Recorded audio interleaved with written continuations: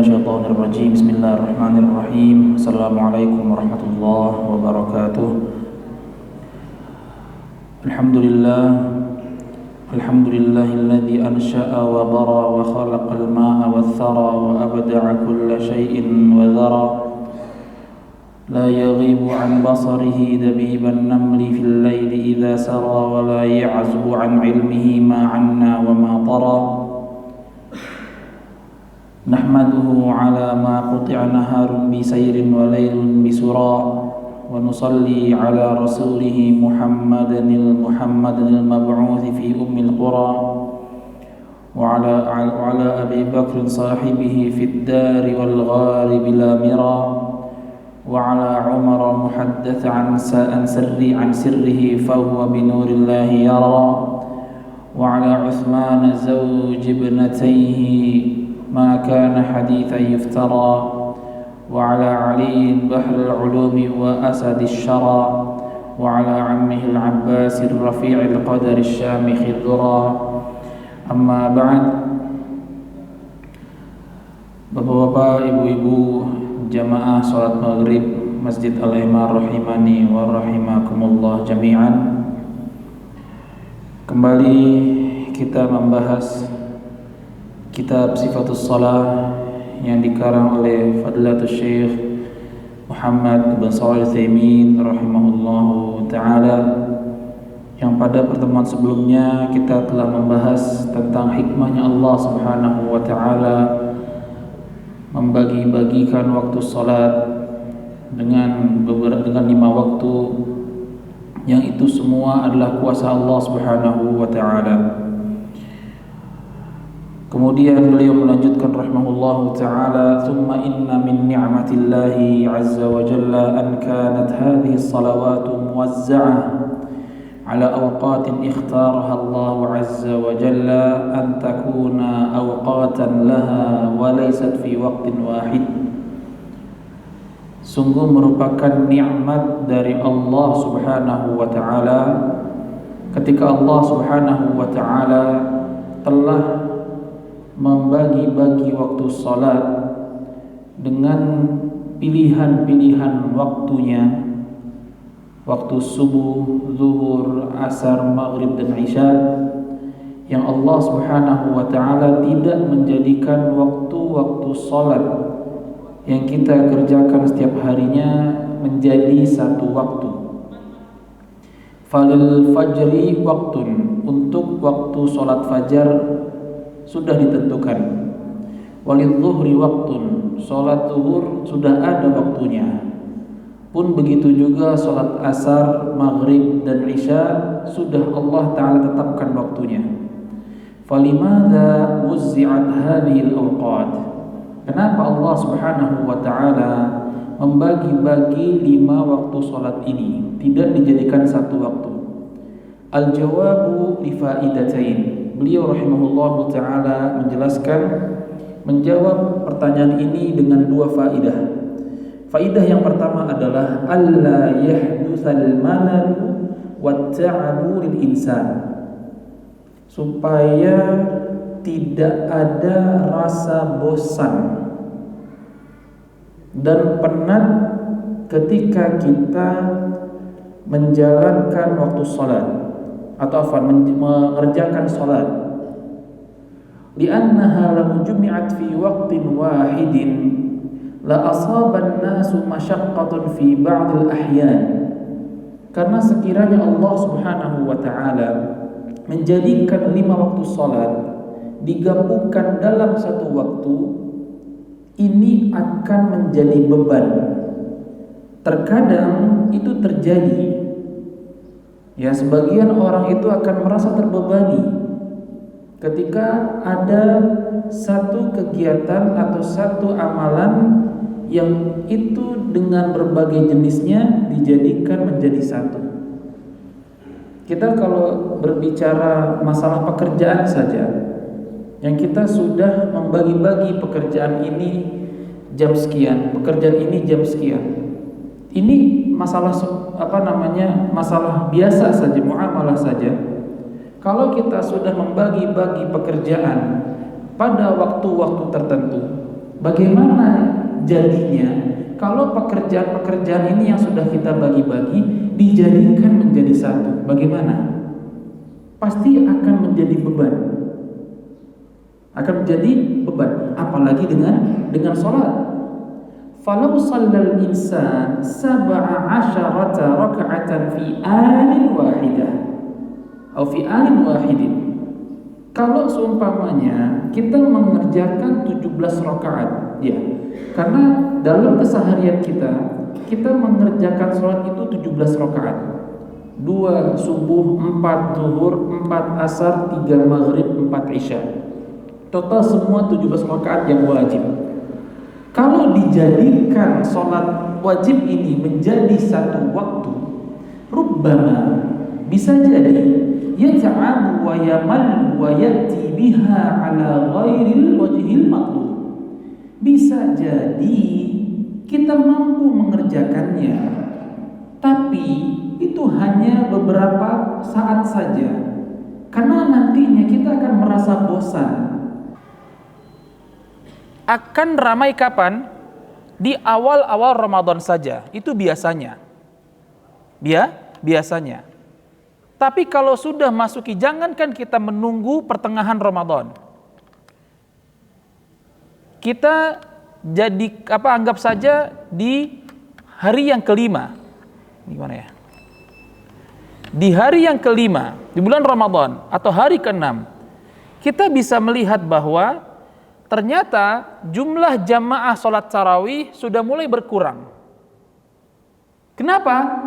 Tanyakan pada mereka, tanyakan pada diri kita. Dan biasanya orang yang semangat mengerjakan tarawih di bulan Ramadan karena hanya pada bulan Ramadan itu saja.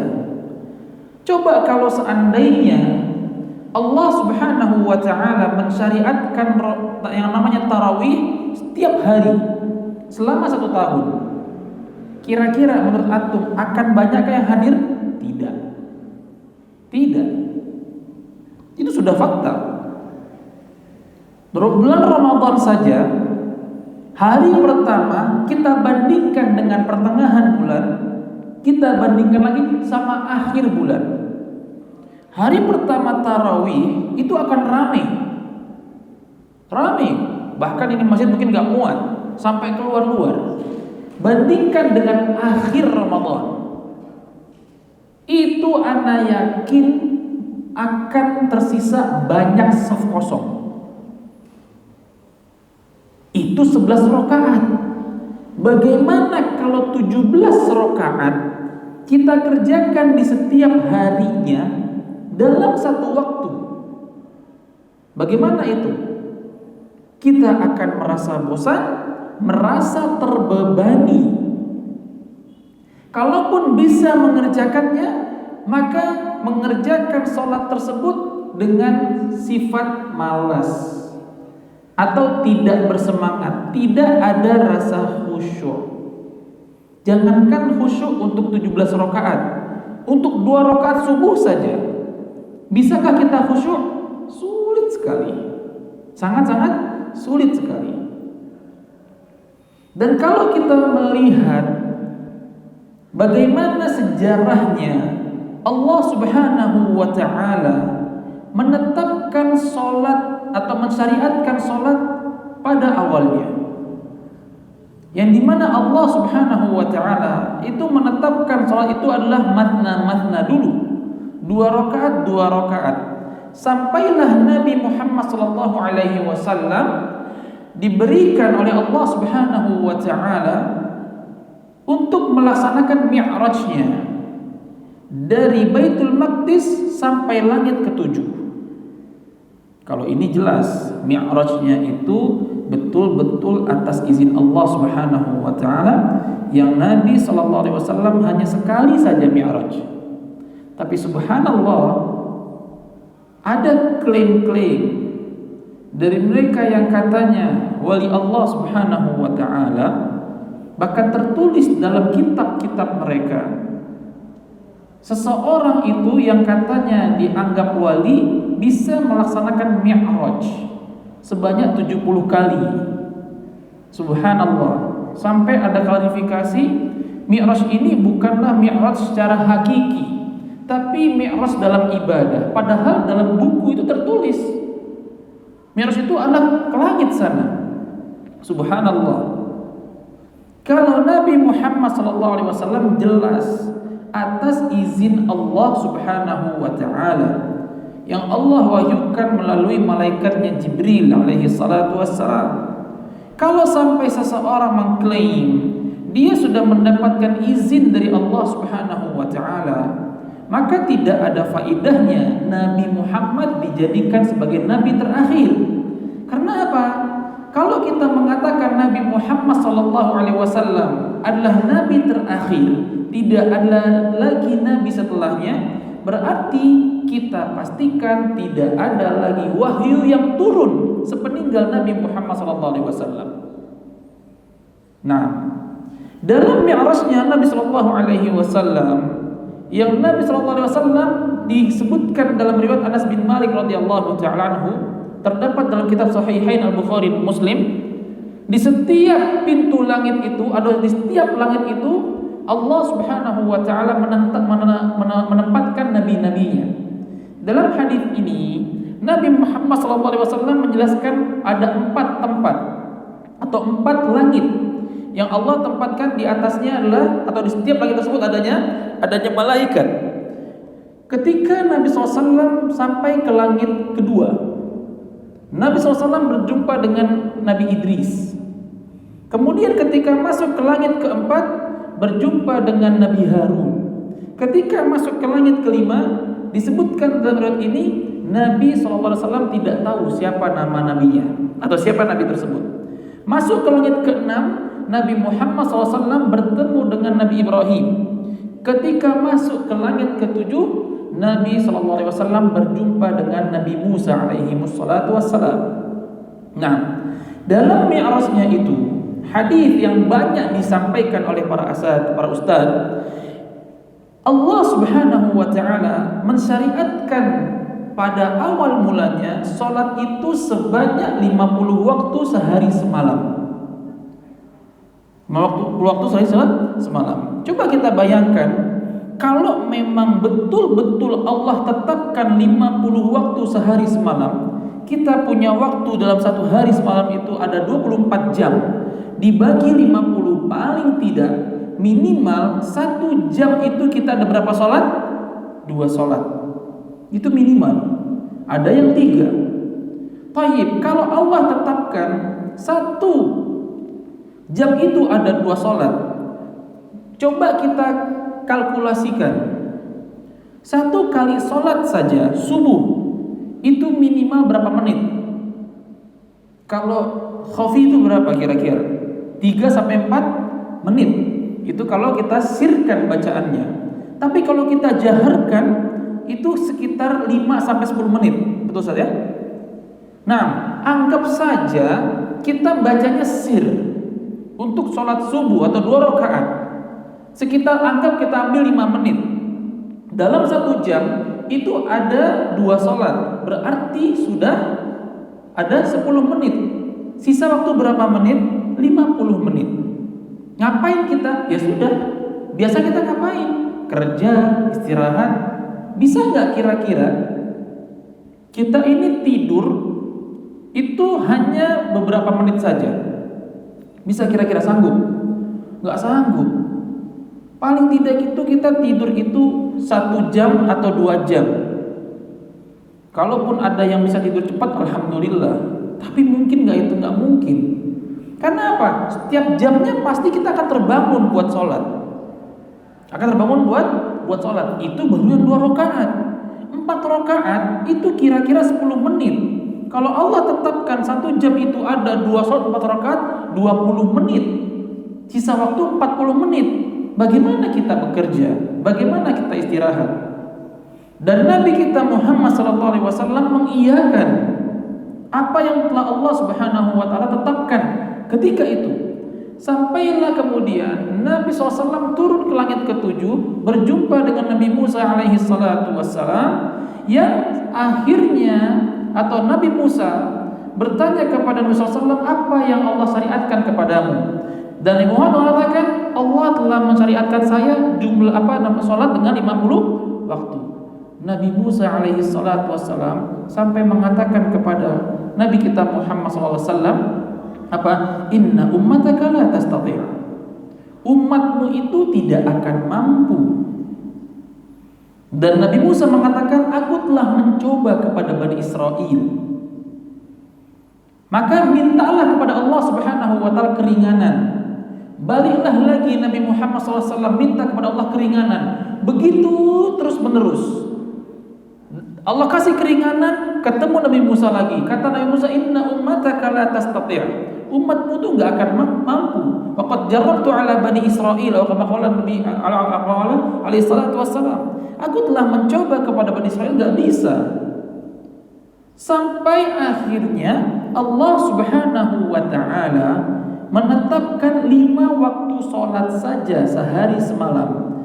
Dan lagi-lagi Nabi Musa alaihi salatu wassalam mengatakan, inna ummataka la tastati'. Sesungguhnya umatmu itu wahai Muhammad, mereka tidak akan mampu mengerjakan sholat sehari semalam 5 waktu, enggak mampu. Dan aku telah mencoba kepada Bani Israel, fataraku, mereka meninggalkan ibadah yang telah ditetapkan. Berarti ketika seseorang itu tidak mengerjakan dalam satu hari, satu malamnya salat 5 waktu, kurang dari 5 waktu, maka mereka sama dengan Bani Israel. Karena Bani Israel, mereka tidak mengerjakan apa yang telah Allah tetapkan. Bahkan di bawah jumlah 5 saja, itu mereka tidak mampu. Mereka tidak mampu. Tapi Nabi kita Muhammad SAW itu sudah menerima dan malu minta lagi kepada Allah Subhanahu wa taala. Nabi Muhammad ridha atas ketetapan Allah Subhanahu wa taala, ya, agar kita hamba-hambanya mengerjakan sholat itu dalam satu hari 5 waktu. Dan itu pun Allah pisah-pisah. Allah pisah-pisah, tidak Allah gabungkan. Nah, waktu subuh jam berapa sekarang? Jam 4.40-an. Waktu zuhur jam 12 lewat dikit. Waktu asar jam 3 lewat seperempat lebih. Waktu maghrib jam 6 kurang 5. Waktu isya jam 7 lewat 10. Tapi bayangkan bagaimana sayangnya Allah Subhanahu wa taala kepada kita dengan tidak membebani kita ibadah yang terlalu banyak. Yang penting, yang wajib ini saja Allah tetapkan 5. Coba dari subuh ke zuhur itu adalah waktu kita beraktivitas, waktu matahari terbit, waktu matahari bersinar. Kita bekerja di waktu itu. Tidak Allah jadikan subuh itu dekat dengan zuhur, tidak. Kemudian waktu zuhur ke asar Allah berikan jarak kurang lebih 2-3 jam. Dari asar ke maghrib Allah berikan waktu dengan jarak yang hampir sama. Maghrib ke isya Allah dekatkan, isya ke subuh Allah jauhkan. Artinya kita bisa manfaatkan di sela-sela waktu tersebut untuk beraktivitas ataupun istirahat. Bayangkan betapa Allah itu zat yang maha rahim, maha sayang kepada kita. Tapi subhanallah, banyak dari kita itu malah tidak mengerjakan sholat. Dia tinggalkan sholat dan merasa terbebani dengan adanya sholat. Subhanallah, ini satu hal yang gak masuk akal. Kok bisa-bisanya kita menganggap sholat itu adalah beban hidup kita, padahal Allah itu menetapkan 5 waktu saja sehari semalam.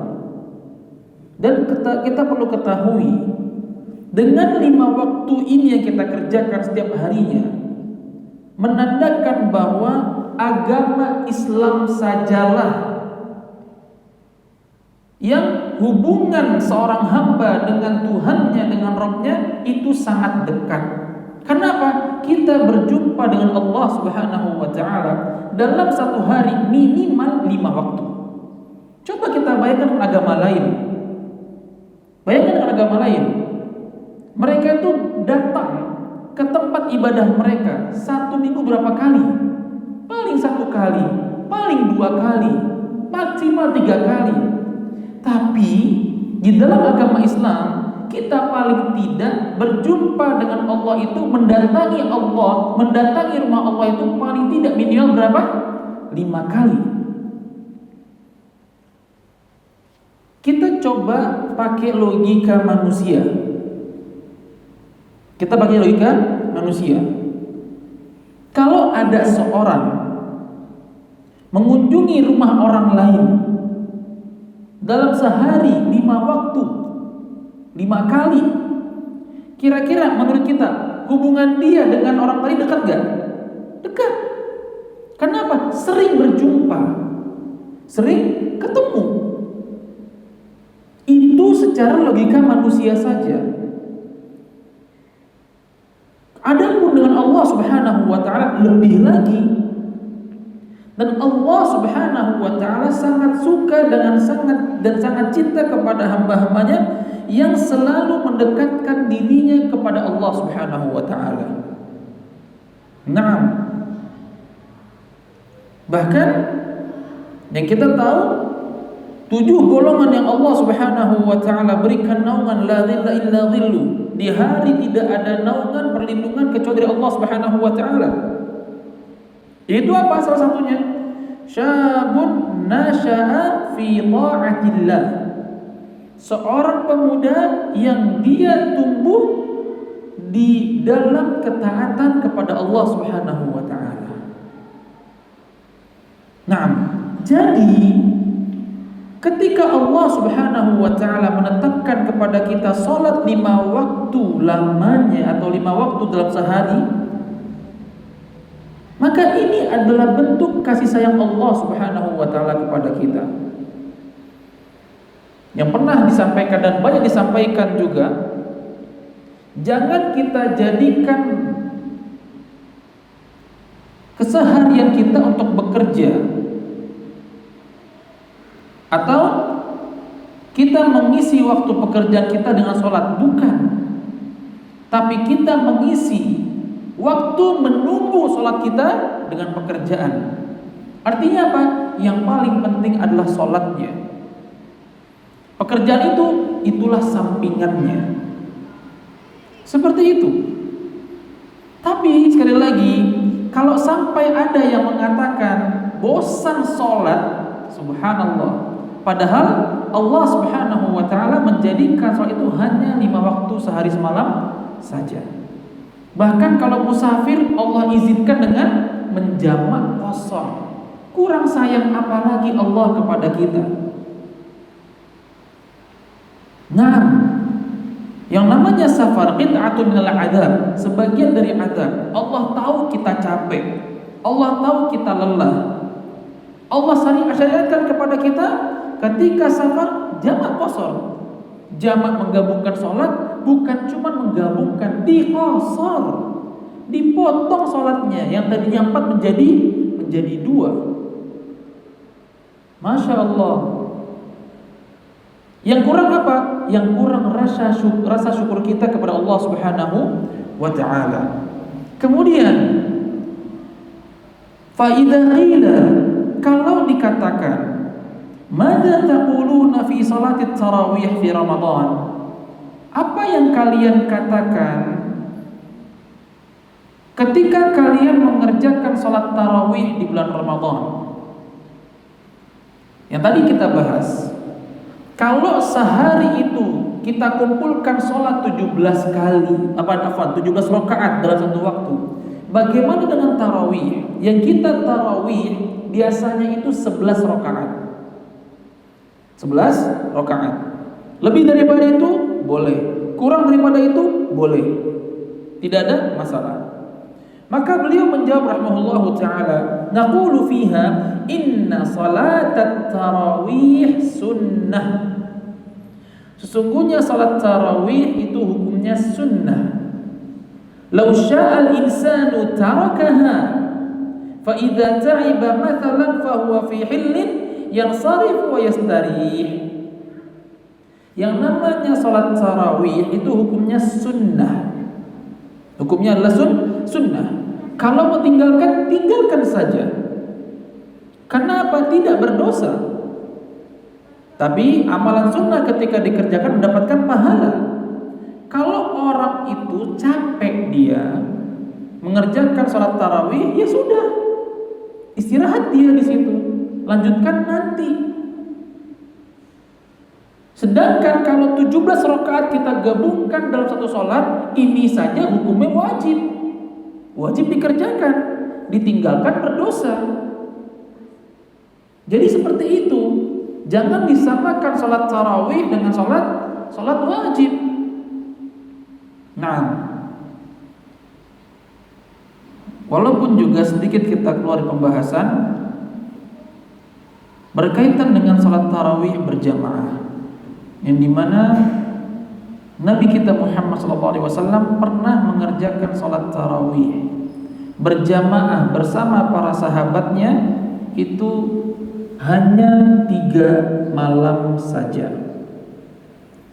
Dalam satu riwayat dijelaskan bahwa anna Rasulullah sallallahu alaihi wasallam, bahwasanya Rasulullah SAW itu dzata lailatin fil masjidi fa shalla bi salatihi nas.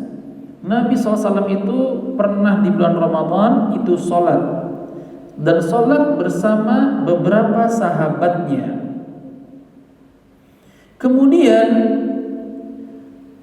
di hari berikutnya Nabi SAW pun sholat tarawih bersama para sahabatnya dan jumlahnya lebih banyak lagi dari hari pertama. Tsumma ijtama'u min al-lailati ats-tsalitsah war-rabi'ah. Di hari yang ketiga atau yang keempat, Nabi SAW sholat bersama para sahabatnya yang jumlahnya lebih banyak lagi dibandingkan hari pertama dan hari kedua. Artinya para sahabat antusias mengerjakan salat tarawih. Nah, falam yakhruj ilaihim Rasulullah SAW falamma asbaha qala qad ra'aitu alladhi sana'tum wa lam yamna'ni min al-khuruj ilaikum illa anni khashitu an tufrada 'alaikum wa dzalika fi Ramadan. Nabi SAW di hari berikutnya itu tidak keluar untuk mengerjakan sholat tarawih bersama para sahabatnya. Hanya hari pertama, kedua, ketiga dengan kondisi yang Masya Allah, para sahabat antusias sholat berjamaah dengan Nabi SAW, sholat tarawihnya. Dan keesokan harinya Nabi SAW mengatakan, aku telah melihat apa yang kalian kerjakan dan aku tidaklah keluar tadi malam kecuali aku khawatir, aku takut kalian akan menganggap sholat tarawih itu hukumnya wajib, khususnya berjamaah. Makanya Umar bin Khattab radhiyallahu taala anhu yang pernah sampaikan juga, di zamannya beliau itu para sahabat mengerjakan sholat tarawih berjamaah kembali, sampai beliau mengatakan wa khairu bid'ati hadhihi, dan sebaik-baiknya bid'ah adalah ini.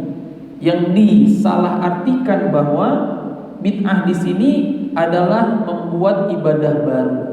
Padahal yang dimaksud oleh Umar bin Khattab radhiyallahu taala anhu tentang bid'ah ini bid'ah secara bahasa.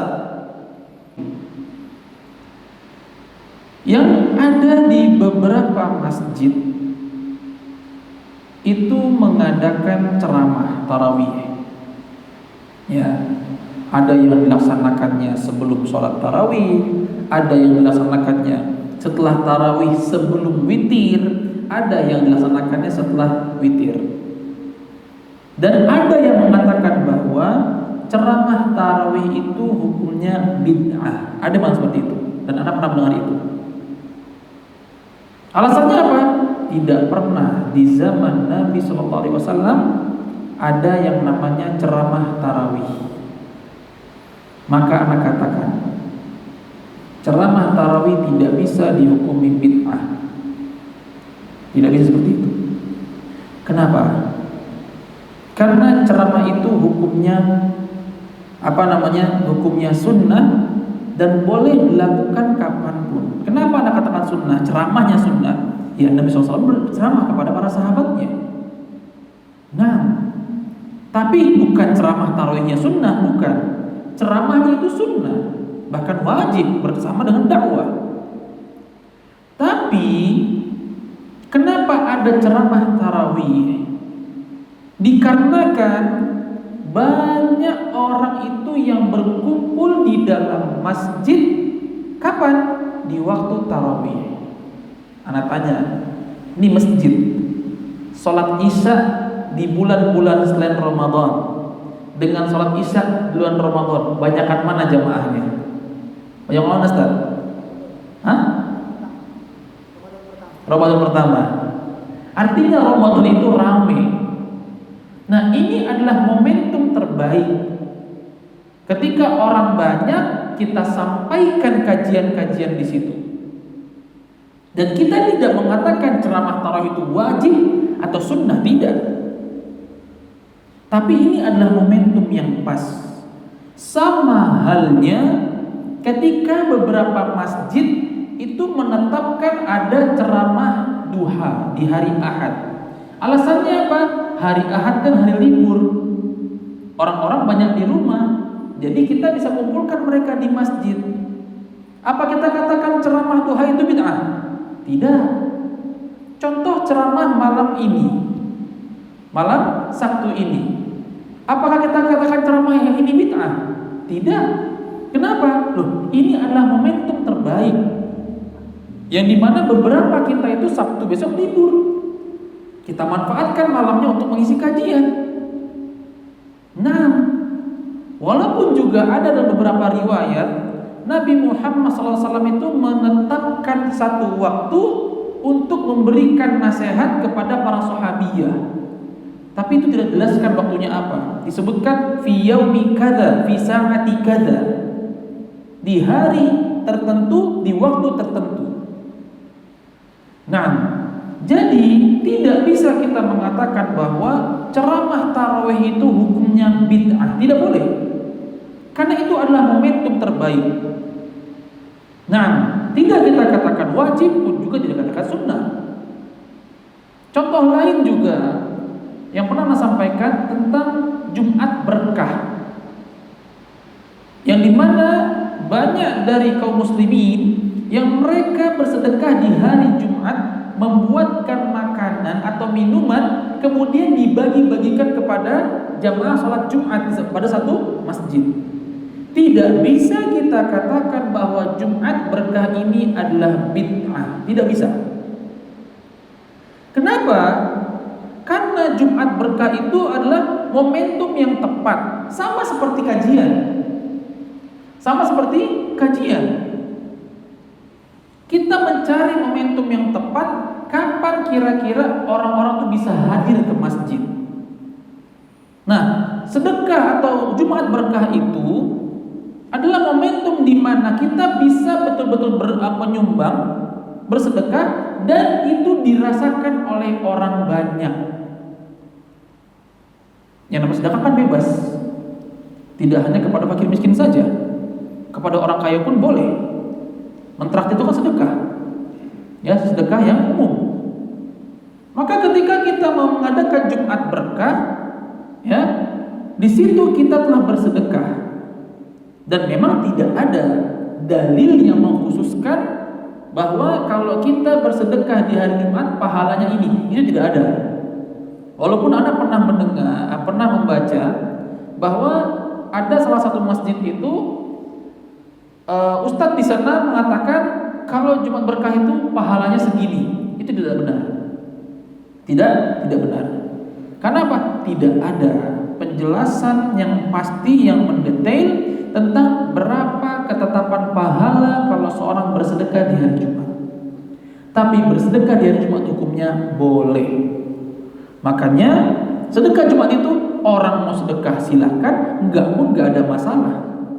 Hukumnya sunnah? Tidak sunnah. Tapi ketika seorang bersedekah Karena momentumnya tepat, banyak orang mereka langsung bisa menikmati sedekah tersebut, berpahala kita. Yang tidak bersedekah tidak mendapatkan pahala. Pun juga dengan sholat tadi ceramah tarawih. Ceramah tarawih. Kapan lagi selain di hari Jumat, apalagi kalau tarawih kan banyak, bukan cuma bapak doang, ibu juga hadir. Kapan lagi mereka bisa langsung mendengarkan kajian? Kapan lagi? Yaitu diisi setiap hari di bulan Ramadan. Dan itu juga merupakan bagian dari qiyamul lail. Qiyamul lail itu apa sih? Bukan hanya sholat saja, berzikir kepada Allah, mengingat Allah Subhanahu wa taala, itu qiyamul lail. Ketika kita mendengarkan kajian, yang kajian itu adalah bukti kita berzikir, mengingat Allah Subhanahu wa taala. Jadi jangan mudah kita mengatakan ini bid'ah, jangan seperti itu. Ceramah tarawih yang tadi kita bahas juga Jumat Barokah, enggak. Itu bukan bid'ah. Bid'ah itu ketika kita mengkhususkan satu ibadah di waktu tertentu dan kita meyakini adanya ganjaran tertentu. Itu yang menjadi masalah. Yang dulu anak pernah berdiskusi sama seorang teman tentang masalah ceramah tarawih. Dia bilang nggak bisa kita mengatakan itu bid'ah. Loh, kita aja kajian-kajian aja, ada yang kajian malam Senin, ada kajian malam Rabu. Loh, itu bid'ah dong. Nabi nggak pernah tuh seperti itu. Mengkhususkan nggak pernah, kecuali kepada sahabiyah. Apa itu bid'ah? Enggak kan? Sampai akhirnya mengatakan, ya paling enggak janganlah sebelum tarawih. Karena orang pengen ikut tarawih, itu silakan sampaikan ke pengurus. Makanya ada beberapa masjid itu yang ceramah tarawihnya kapan? Setelah tarawih, sebelum witir. Karena yang nama witir kan bebas. Ada orang-orang yang memang pengennya tarawihnya aja, witir nanti setelah tahajud. Ada yang seperti itu. Ada yang memang pengennya difulkan, man shalla ma'al imam hatta yansharif. Barang sampai sholat sama imam sampai selesai, itu ada juga. Ada juga. Tapi jangan kita semudah itu mengatakan oh ini bid'ah, nggak boleh. Tidak boleh seperti itu. Bahkan kita keluar sedikit dari bahasan itu, ketika ada doa-doa tertentu, kita tidak bisa mengatakan oh ini bid'ah doanya. Kata siapa? Ulama ussalaf, ulama terdahulu tuh mereka banyak membuat doa-doa, membuat doa-doa yang kemudian dipraktekkan dan disebarkan. Contoh Imam Al-Qayyim rahimahullahu taala kita dakwah, banyak doa-doa yang itu mujarab karena beliau praktekkan itu. Wallahu taala alam bisawab. Ada dulu.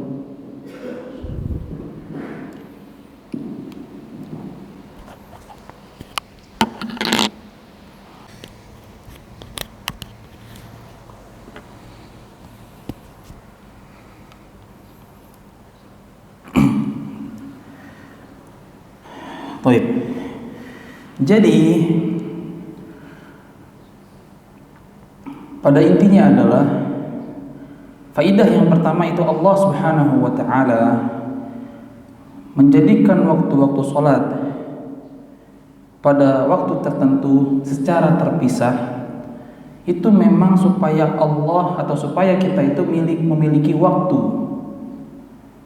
supaya kita tidak bosan, tidak penat. Kan enak, setelah sholat maghrib kita istirahat, kemudian isya kita istirahat lagi, kemudian subuh, begitu seterusnya. Dan tidak bisa kita kiaskan dengan sholat tarawih, karena sholat tarawih itu hukumnya sunnah, sedangkan sholat wajib itu hukumnya wajib. Wallahu ta'ala alam bisawab. Ini kaji kita, insyaallah kita akan bahas faidah yang kedua di Jumat pekan depan. Tafadhalu kepada jamaah, kalau ada pertanyaan silahkan ditanyakan. Pertanyaan dari YouTube ada. Baik, silakan Pak. Ya.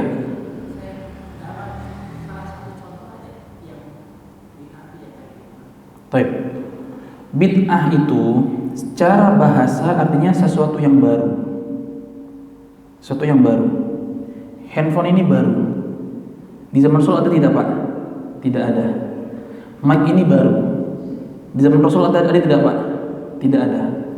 Artinya secara definisi bahasa itu sah dan tidak bermasalah. Nah, yang menjadi masalah adalah ketika bid'ah itu kita terjemahkan, definisikan dengan istilah syar'i, yaitu bid'ah ibadah yang diperbaharui atau ibadah yang baru yang tidak ada di zaman Nabi kita Muhammad SAW. Contoh saja, kalau ada seorang ustadz mengatakan yang namanya sholat wajib itu ada 6 waktu, berarti ada satu tambahan ya Pak. Baik, satu tambahan ini itulah yang disebut dengan bid'ah, karena dia ibadah, tapi ibadah ini tidak dikerjakan di zaman Nabi Muhammad SAW, dan ibadah ini tidak berdasarkan dengan dalil. Ibadah ini juga ya, ketika dia tidak berdasarkan dengan dalil, maka ibadah ini kalau dikhususkan dilaksanakan pada waktu tertentu, itu juga disebut dengan bid'ah. Contoh, kita membaca surat Al-Fatihah ketika sholat, itu boleh nggak? Boleh. Adakah dalilnya? Ada dalilnya. Tapi kalau kita membaca Al-Fatihah, kita khususkan dalam momentum tertentu, boleh tidak itu? Kita lihat dulu. Kalau memang Al-Fatihah itu dibaca dalam momentum tertentu seperti ruqyah, boleh, karena ada dalilnya. Tapi Al-Fatihah kita baca dengan momentum tertentu dan tidak ada dalilnya, itu yang bermasalah. Seperti itu, Pak. Jadi ya, definisi bid'ah yang tidak diperbolehkan itu adalah secara istilah syar'i, yaitu ibadah yang diperbaharui atau ibadah yang baru yang dimunculkan di waktu tertentu dengan keyakinan tertentu atas dasar ganjaran tertentu. Nah, ini juga perlu kita perhatikan. Terkadang kita ini percaya terhadap mitos. Maksudnya bagaimana? Kalau kita tidak melakukan ini di waktu ini, maka ini balasannya. Padahal itu tidak ada dalilnya. Paham di sini? Nah, jadi kalau ada satu hal yang itu dikhususkan ya dengan adanya balasan tertentu, padahal tidak ada dalilnya, itu juga bid'ah, itu salah. Bahkan itu juga mitos sebenarnya. Jangan nyapu di waktu maghrib buat perempuan, nanti begini loh. Mana dalilnya? Adakah larangannya? Seperti itu. Itu Pak. Jadi lebih kepada ibadah yang dibuat-buat, ya, di waktu tertentu karena ganjaran tertentu. Nah, makanya kita ini tidak bisa mengatakan kalau kita mengerjakan ini pahalanya begini. Tapi cari dulu dalilnya. Karena yang menentukan pahala itu bukan kita. Siapa? Allah Subhanahu wa taala. Nah, Allah taala a'lam bishawab. Pertanyaan lain? Pertanyaan lain? Cukup insyaallah. Baik, jazakumullahu khairan kepada para ikhwah dan akhwat sekalian. Insyaallah pekan depan kita akan masuk ke dalam faidah yang kedua, yang insyaallah kita akan membahas juga berkaitan dengan sholat sebelum masuk waktunya. Dan kita akan membahas bolehkah sholat Jumat sebelum masuk waktu Jumat. Sedikit ana spill, ana bocorkan bahwa ya, melaksanakan sholat Jumat sebelum masuk waktu zuhur itu diperbolehkan oleh sebagian ulama dengan hadis yang sahih. Insyaallah akan kita bahas pada pertemuan Jumat depan. Jazakumullahu khairan kepada para ikhwan dan akhwat sekalian. Kita cukupkan kaji kita pada malam hari ini dengan kafaratul majlis. Subhanakallahumma wa bihamdika asyhadu an la ilaha illa anta astaghfiruka wa atubu ilaik. Assalamualaikum warahmatullahi wabarakatuh.